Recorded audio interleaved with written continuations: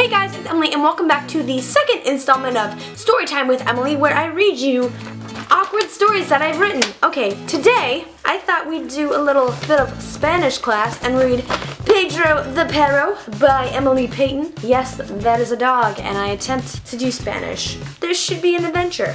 Alright, I'd like to just first point out that there is a Spanish to English dictionary at the back. Here, let's read it, just so that you know before I start reading the book. And I think this is like Latin American Spanish, so it's not like Spanish. Perro, dog. Comida, food. Escuela, school. Ninas, girls. Ninos, boys. Cucaracha, cockroach. I think it's la cucaracha, like literally la cucaracha means cockroach. Profesora, teacher, girl.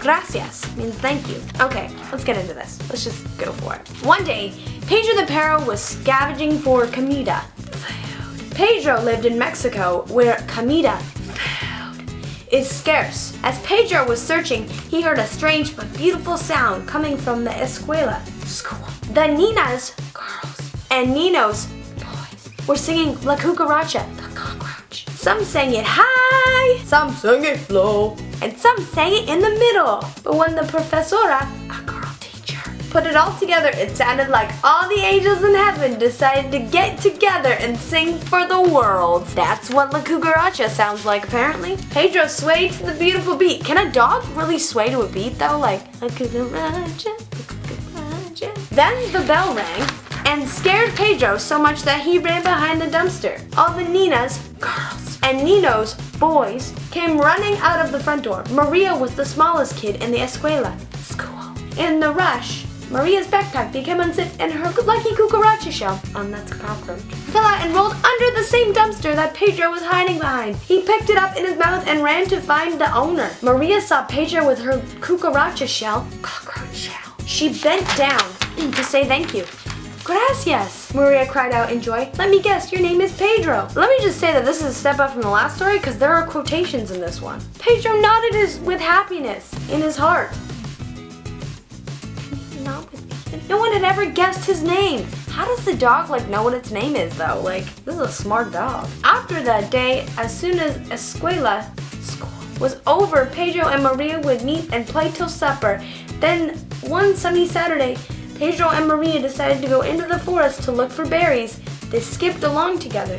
They kept skipping and skipping and skipping. Does Mexico have forests? I think when I was imagining this, I was imagining like the Twilight Forest, of Canada, but they're in Mexico, I don't know. They skipped so far into the forest that they got lost. Then Maria tripped over a rock. Oh Lord. Ow, she cried out in pain. Pedro, go get help.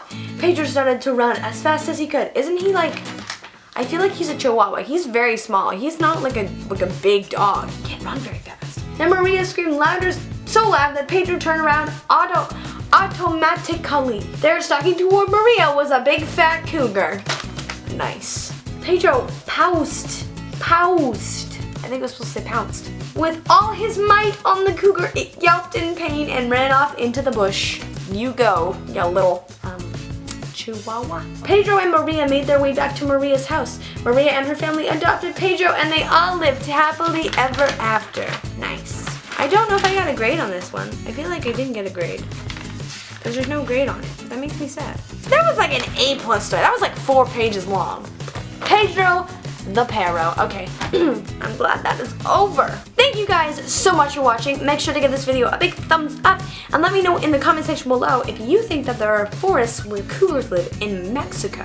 Don't forget to hit the subscribe button so you don't miss any of my uploads because I've got some cool stuff coming on the way. Click all my links in the down bar below to keep caught up with everything that I'm doing on a day-to-day basis. Click back on Monday for a brand new song and I will talk to you guys on Friday.